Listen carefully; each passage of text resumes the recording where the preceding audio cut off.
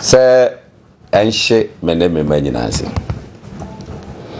Omudwe ya pe anade ne tregae. Na me pesa mo chia se emfa. Achima samanfo na ngasa beso me da ye se sade no mo ye no. Wo mo nje. Enya adwuma. Na ma ye reverse bi. Be say Captain. This one betna Onua TV. Hopson ya paucho. Enya sa odi nyina e wo krom ase. Minka nwamanu. Oba kukom mimmuwa wo. Betna Onua TV. Na manfu hu se asem a meka no enya nokre.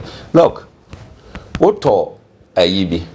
Aye TV so ntimi mpese mebodin because dangerous Sade no makope biato me see wo krom ha mubu me de se mbe bia meka beti ho be meka ho wo kamia me mo double dose wo kamia overdose me mo double dose eti mwasa manfo no abeso me dae omo se omo nche konfo no unim sade na akokoye no anya adwuma unim obinya omone ase en se anya adwuma na odi amosemo bekoso a odi ye gina wo krom ha sei nyankopon na board ni soro ni nasase no ono na hwe nyina wo nyankopon hwa komam beti ho me meka wo waba beka me atrega wo si chinchina ube pesiwa look me manu ma waya omo okwa enyeyi mo yusu mi mo se kwan da ho mo yese mo ko mi ho mo se kwan da ho na fe mo ko mi ma ho aba enya dwuma ame musa wo enya dwuma Supreme Court na Parliamentary afafranto yente mo nka wo mo se dai me da se manka ko fa MPP constitution but when you say we have men say Ghana for abin pa ma regional officer constituency officer and sorry to say oh be support sir independent way ni ehwese omo betima suspending nana they have no locals yeah say so mo ye can say they are some be touch na but me can ne say oh yeah that's what suspending this here no court this here peniamu ye court be buetiamo obebuetiamo share Article 39 of MPP Constitution. Article 3 no ekasa about membership. Any ade. Any kwanya a duty ni ne kai ka ho disciplinary procedures ni ne kai ka ho. Woko Article 39 na on say ebia ni no expulsion of a member ne ekika ka ho. Article 39 is say forfeiture of membership. Forfeiture of membership adentina afero market. Yes. Page 16 of the Constitution. I didn't know Bajiro Muhu ding and the Aquai, a kind of selective justice. Now, Yango Bona Sumuno. 1 penny you move. They say, ye di perform, ye empire every day. At the opposition, Mukwa share amna. Miso mu defeat, you know, a better record in this country. Everybody should mark it down. That people defeat. It will be a record for another party to beat, because the one best report on one now Article 39 no what's here na so report what dey nya botre nothing me too we are sure some report my chingana yegusu ti e bia on be ba enye poto ba me better 40% o share another pay and before o man kasa frame Enemy akasa, you have no idea. You have no idea. Omo there, omo bezo ombe lusu omo positions. But they are going to vote for Alan Kojo Chairman. Me na make a show. The age ombe bezo obe lusu the position is primary se baba. Eja omo so benya omo kokosi zinkakra. You know, o better hodum. But I'm telling you, you see how it will go. All right. Sir, 2 independent candidates to whom name Abuna West. MPP Omuni parliamentary candidates. So,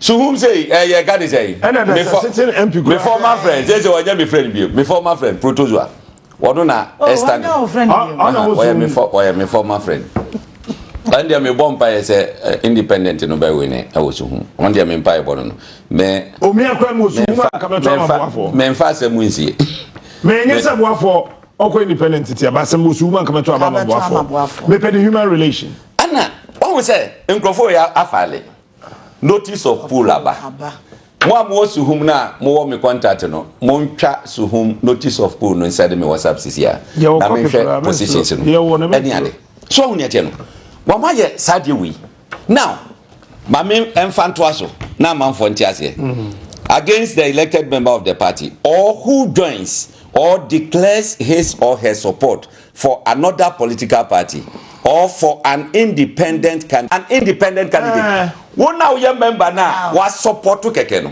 you say why lose your membership now wa ko gina na I don't know the can board first but it is obi akwa gina adentina MPP betima yan hwehwe ni mu say wono de wa declare intention bro for na wo mu no won tiase won tiase automatically forfeit no enye de mo madwen ye mo na kire Supreme Court na be ma interpretation oh dabi e cha de na 15 me de na nko Supreme Court captain ade no 15 me ni wife ni Boniface ni na no wo challenge wo challenge should I need to challenge one more speaker here you know one more you affected no or challenge what is the business of majority leader you can say now minority leader that are not a majority leader what is your business what is your business automatically forfeit membership Supreme Court say you see when the sokromodum the when they gather and they congregate and you see when the MP is approbating and reprobating Ghana for the international community ewo Supreme Court mu no ajo what there look at the composition look me say there should be a law na yen couple I mean and say Ebroten you got 9 members Supreme Court. It's okay. America they can work 3, 5, 7, and 9. What you say? They can't do this. Dan say, maybe we can say, what is your number? Omo ye be 16 and now 18. Still, I assign your nomination. Pending. Say, you be kwa convert omo. Amo masa kwa ka ho. Na eno na say okosa buku emu a, omo say for the next 20 years no, they should hold Supreme Court. For the next, it's in this book. Eja mo musro se ya kokot inti musro na se mi ba na fi ambese mekan ya ambese mekan any ade sabugu e ya japade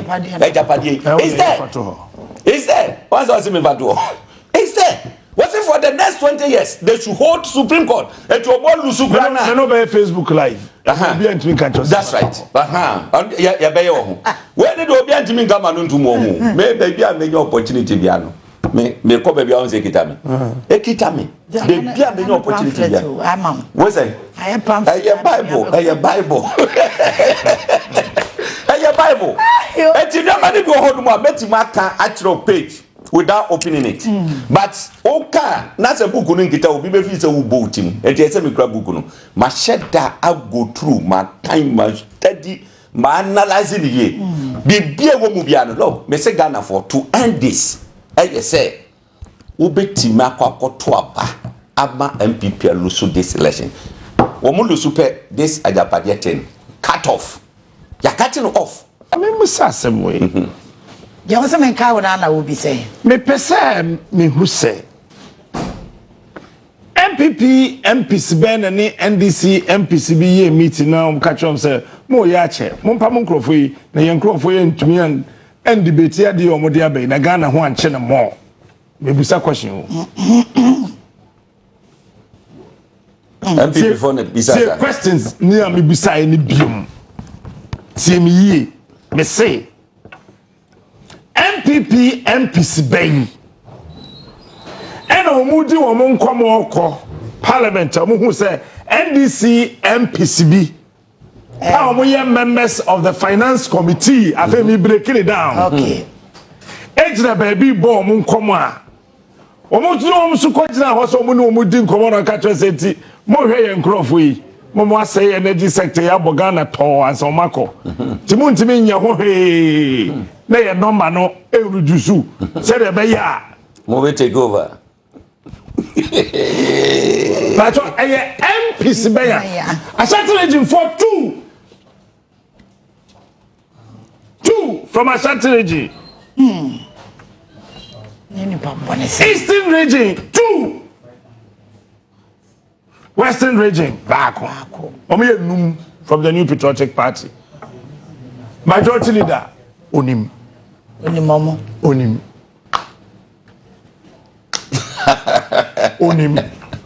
na who say that I don't know NPP MPs na omo gi radio stations boss no na omo nim hu bia na me bisa question Anam na medma ho bitim bedroom. Oh, bedroom apa. Hey, quite smart one me.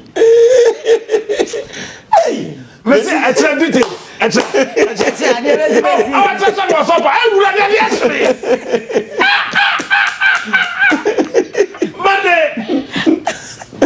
Monday, yeah. I mean, see, Parliament, so say, a house of the. So I realize here, Shafaya Mackinson. Everyone know my mobile. And then who another president? Oh, another president. One more support from the experienced brains now. Chairman Sabos, why you're on the baby could I do? Chairman Sabos, no radio station, Miss Wall. Oh, na general MPP supporters on the MPP supporters no mobile parliamentary no more patriotism. MPP supporters no more so go parliament. Let's say move in some money by. And some bus na dey twomba. School bus. Na it is your wife so eh kwadu. Your wife so here. Ya na e. Na party na go. Say, party na go. Me say man crop fia. Na you gentry hoy. I don't know the parliament. No, why? Yansenenka. Okay. Yansenenka. Na what you why? I know me uno. Ta. Na wo da mo jo. Okay. Okay. Why campaign manager into omonam? Okay. Oh yeah, so them. I know one. Oh yeah, so them. Campaign manager. Oh no, yase bra bi dia be ma no wo hon ma no ne bufu afu kra. Okay. Mr. Bago. Honorable be amo and no parliament no but by Yansenenka. They all Monday bada bay ye Monday nkotakra de mrashe bedwani hu se nkrata na omode aba no ana omode ba no time make say be ton akoso mudam yeah the brief can we who you people thought I was joking. It's MPB or yeah MPP MP. And yeah, fear. Yeah. Or takrade. Every time say, Captain, what have we done to you? How can we merge and Brie? How can we do that? We can't do that. I mean, sometimes, yes, we know you have information, but this one, please. Today, no, I'm afraid I say, honorable. I say, Captain, this one, what can I be? It has over me. Captain, what did he say? Finance Ministry. Etimi sign contract, energy ministry contract. No minister in our way. No, sir. Do you know that? Say no, no, to her. Do you know that? Finance Ministry, yeah, Majuba. Me say, Tamana me womuno. Me call energy ministry back. Hey, Insamunie. That is a hongwao. All other sectors. Nipa no tinitam adeno we bi na mekoye. No more prepare a na minister enya we. Okay. Mami the group e bi omuhia documentation na fe ni eba minister ho. Nah, beje ko na ko defend. Mami kan say mu nche Ghana for so beje di say wonje ndio. I am telling you almost half of MPP MPs no e supported the ekoso no. Me na me ka kire opa gidi opa jai and eno nyama sem ba me gire fidie we so This is the biggest morning show in this country. And I am telling you today, now that you are watching the biggest morning show in this country, I am telling you close to half of MPs as supporters say, ma MPP nyan numbers no. MPs na, wamodwe na omai no ho say da, ba Monday mebo MPBA or support needing somebody to check na your party asem. Mo nya no ya mo asem. No support no kra na eso mo maintain in parliament. Enti MPs no e support it. It is one realize ya Samade no kadiye. Wa mo support Samade no go. Ma deal no courtroom. That's right.